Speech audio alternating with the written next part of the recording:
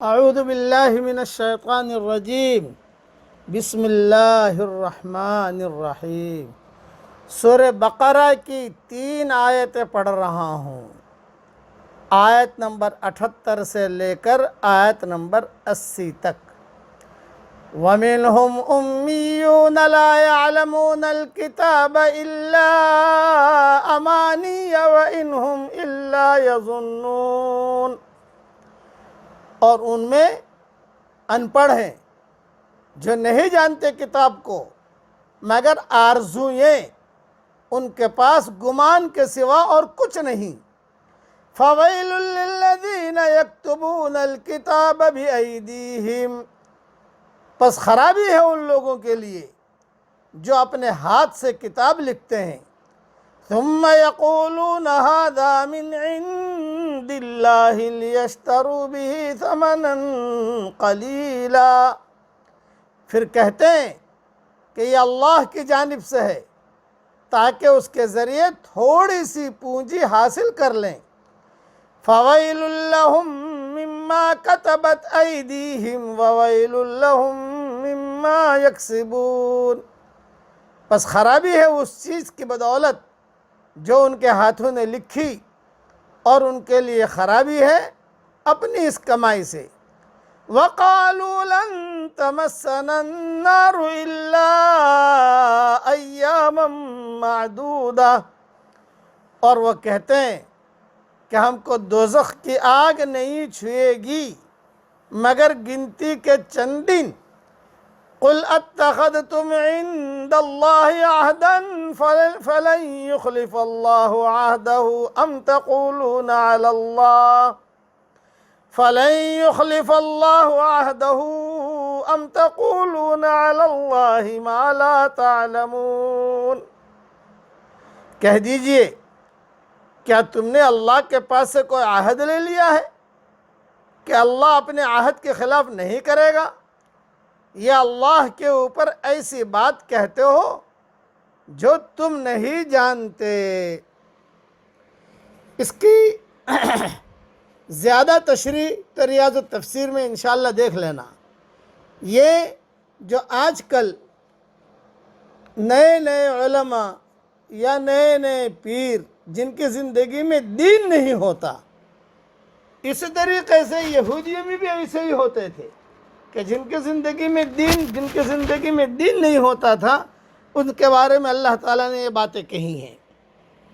ان کے ان پڑھ لوگ وہ کتاب تورات سے تو بے خبر ہیں، لیکن وہ آرزوئیں ضرور رکھتے ہیں اور گمانوں پر ان کا گزارا ہے جس میں انہیں ان کے علماء نے مبتلا کیا ہوا ہے۔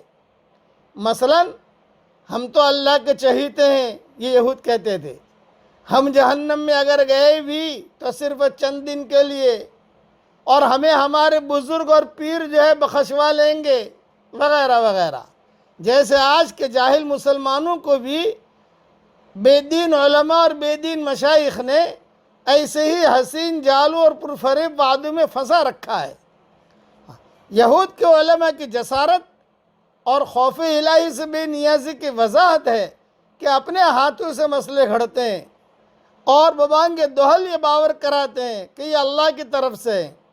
حدیث کی روح سے ویل، جہنم میں ایک وادی بھی ہے جس کی گہرائی اتنی ہے کہ ایک بے ایمان کو اس کی تہ تک گرنے میں 40 سال لگیں گے۔ مسند احمد میں یہ روایت ہے، ترمذی میں بھی ہے، ابن حبان میں بھی ہے، اور امام حاکم نے بھی لکھی بفتح اور فتح القدیر میں بھی ہے۔ آیت کا مصداق صرف وہی بے دین لوگ ہیں جو دنیا کمانے کے لیے کلام الہی میں تعریف کرتے اور لوگوں کو مذہب کے نام پر دھوکہ دیتے ہیں۔ یہود کہتے تھے کہ دنیا کی کل عمر 7000 سال ہے اور ہم 1000 سال کے بدلے 1 دن جہنم میں رہیں گے، اس حساب سے صرف 7 دن جہنم میں رہیں گے۔ کچھ کہتے تھے کہ ہم نے 40 دن بچھڑے کی عبادت کی تھی، 40 دن جہنم میں رہیں گے۔ اللہ تعالیٰ نے فرمایا کہ کیا تم نے اللہ سے عہد لیا ہے؟ یہ بھی استفہام انکاری ہے، یعنی یہ غلط کہتے ہیں کہ اللہ کے ساتھ اس قسم کا کوئی عہد و پیمان نہیں ہے۔ بڑی اہم باتیں ہیں یہ۔ اس لیے بے دین علماء، بے دین مشائخ یہ امت کو گمراہ نہ کریں۔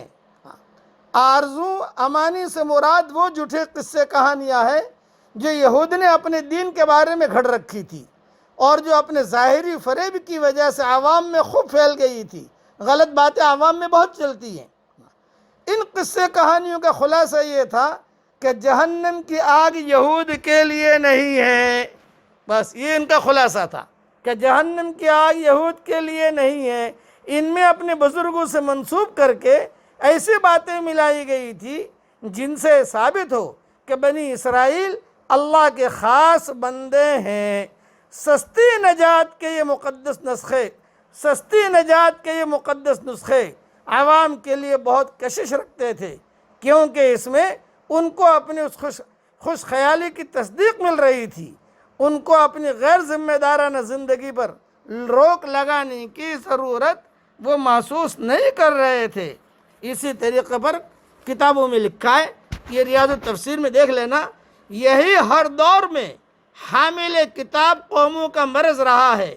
جو لوگ اس قسم کے لذیذ خوابوں میں جی رہے ہوں، جو یہ سمجھ بیٹھے ہوں کہ چند رسمی اعمال کے سوا ان پر کسی ذمہ داری کا کوئی بوجھ نہیں ہے، جو اس خوش گمانی میں مبتلا ہوں کہ ان کے سارے حقوق اللہ کے یہاں ہمیشہ کے لیے محفوظ ہو چکے ہیں، ایسے لوگ سچے دین کی دعوت کو کبھی بھی گوارا نہیں کرتے، کیونکہ ایسی باتیں ان کو اپنی میٹھی نیند کو خراب کرتی ہوئی نظر آتی ہیں اور وہ ان کو زندگی کی برہنہ حقیقتوں کے سامنے کھڑا کر دیتی ہیں۔